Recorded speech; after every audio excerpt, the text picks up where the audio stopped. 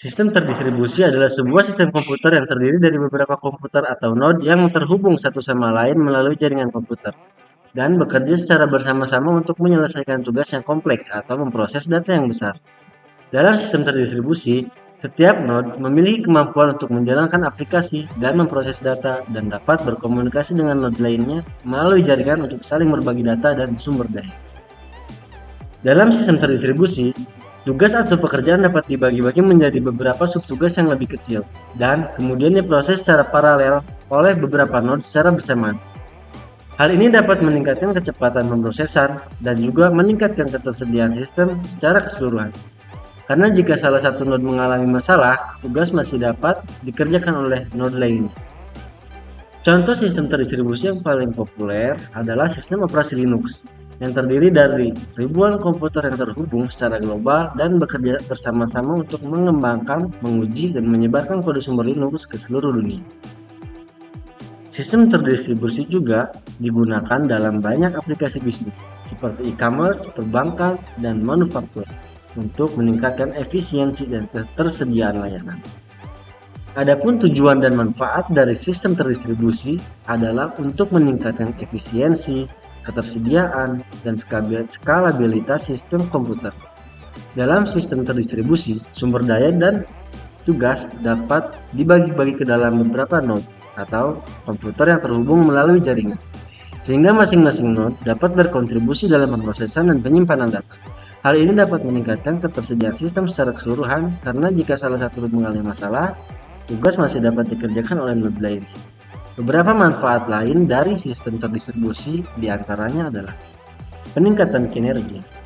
Sistem terdistribusi memungkinkan tugas atau pekerjaan diproses secara paralel oleh beberapa node secara bersama, sehingga meningkatkan kecepatan pemrosesan.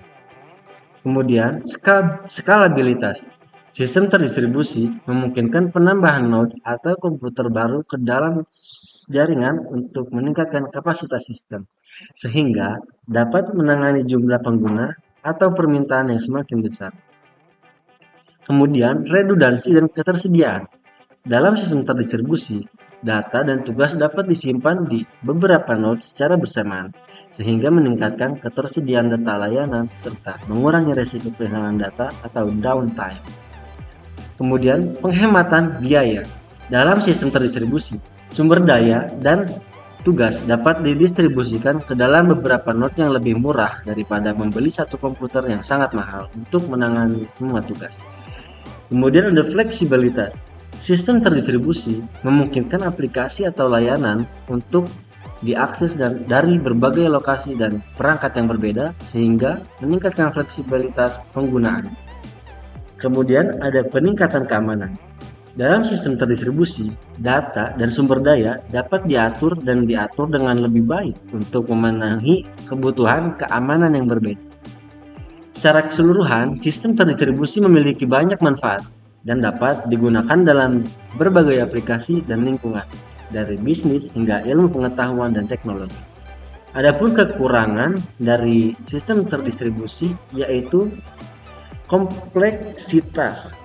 Sistem terdistribusi cenderung lebih kompleks daripada sistem terpusat karena melibatkan banyak komponen dan node yang saling terhubung. Hal ini dapat meningkatkan kompleksitas dalam pengembangan, pemeliharaan, dan manajemen sistem. Kemudian latensi. Komunikasi antara node dalam sistem terdistribusi melalui jaringan dapat menghasilkan keterlambatan atau latensi dalam pemrosesan data. Latensi dapat mempengaruhi kinerja dan waktu respons sistem. Kemudian, kesulitan dalam sinkronisasi.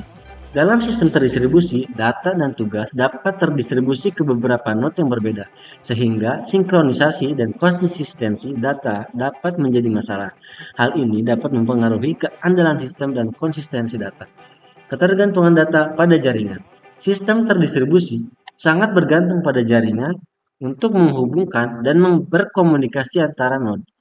Jika terjadi masalah pada jaringan, maka sistem dapat mengalami downtime dan kehilangan data. Masalah keamanan. Sistem terdistribusi dapat mengalami masalah keamanan yang kompleks, seperti keamanan jaringan, keamanan data, dan keamanan aplikasi. Hal ini dapat meningkatkan risiko kebocoran data atau serangan cyber. Kemudian biaya. Implementasi sistem terdistribusi dapat memerlukan biaya yang lebih tinggi daripada sistem terpusat karena memerlukan lebih banyak perangkat keras, perangkat lunak, dan infrastruktur jaringan yang diperlukan. Kemudian, contoh penerapan sistem terdistribusi. Twitter adalah salah satu contoh sistem terdistribusi aplikasi yang terdiri dari banyak komponen dan node yang terhubung melalui jaringan untuk menyediakan layanan di jaring sosial. Sistem terdistribusi Twitter terdiri dari beberapa lapisan atau layer. Masing-masing layer memiliki peran dan tanggung jawab yang berbeda dalam menjalankan aplikasi Twitter secara keseluruhan. Berikut adalah beberapa komponen utama dalam sistem terdistribusi aplikasi Twitter. Yang pertama, ada client layer. Layer ini terdiri dari aplikasi klien Twitter yang digunakan oleh pengguna untuk mengirim dan menerima tweet, mengikuti akun, dan melakukan interaksi lainnya dengan layanan Twitter. Yang kedua ada web layer. Layer ini adalah antarmuka pengguna Twitter yang diakses melalui web browser. Layer ini bertanggung jawab untuk menerima permintaan HTTP dari klien, memproses permintaan tersebut, dan mengirim respon kembali ke klien. Kemudian yang ketiga ada service layer. Layer ini adalah komponen inti dalam sistem terdistribusi Twitter yang bertanggung jawab untuk memproses permintaan dari klien dan mengembalikan data yang diminta. Service layer ini terdiri dari beberapa sub-layer seperti tweet service, user service, dan search service yang masing-masing bertanggung jawab untuk menyediakan layanan khusus. Yang keempat ada database layer.